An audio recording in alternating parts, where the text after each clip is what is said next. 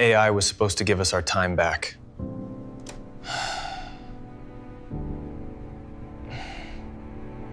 Emails that once took 20 minutes can now take 2. Hours of research can be summarized in seconds. Reports, presentations, schedules, ideas, work that once consumed an afternoon can now happen before your coffee gets cold. So why are so many of us still working at midnight?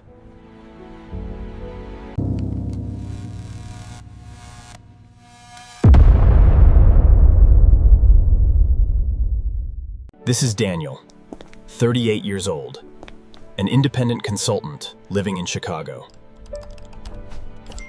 A few months ago, Daniel thought he had discovered something that would completely change his life: artificial intelligence. At first, it felt almost unfair. A report that normally took him 3 hours was finished before lunch.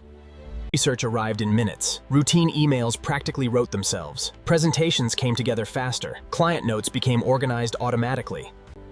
For the first time in years, Daniel looked at the clock one afternoon and saw something he hadn't seen in a very long time. His work was done.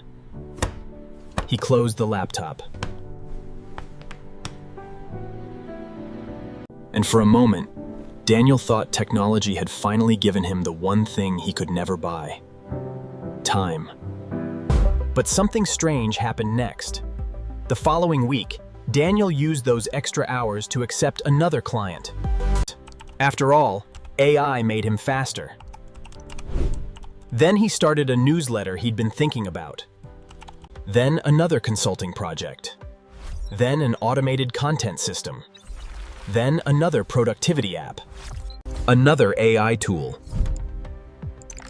Another workflow. Another opportunity. Every time technology removed something from his schedule, Daniel found something else to put in its place.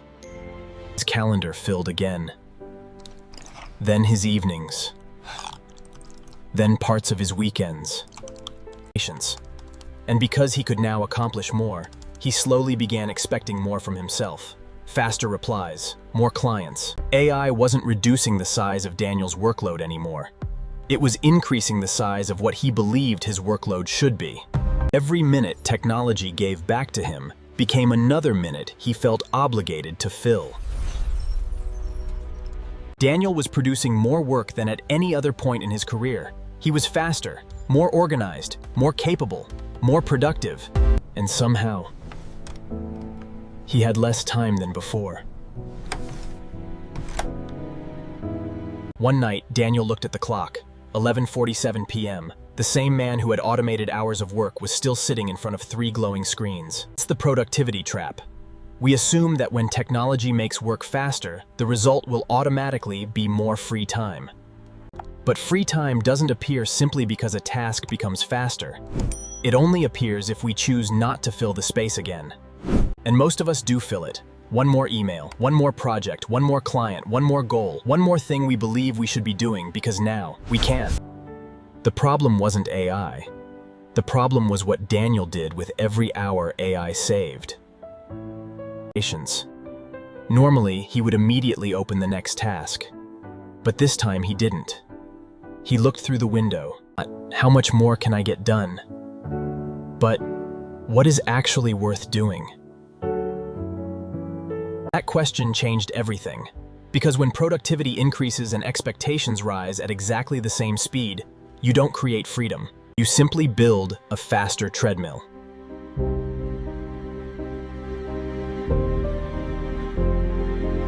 So Daniel changed the way he used AI. He didn't abandon it. He became more intentional about what it was for. First, he automated low-value work.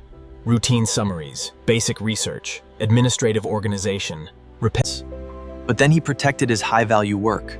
Thinking, strategy, creativity, conversations with people he cared about, exercise. And then Daniel created one rule that changed his relationship with productivity completely. Keep some of the time you save.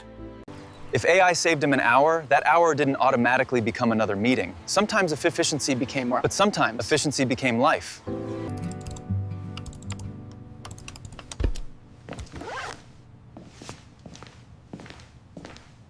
Agents.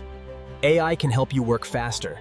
Let it. AI can give you leverage previous generations could barely imagine. Use it.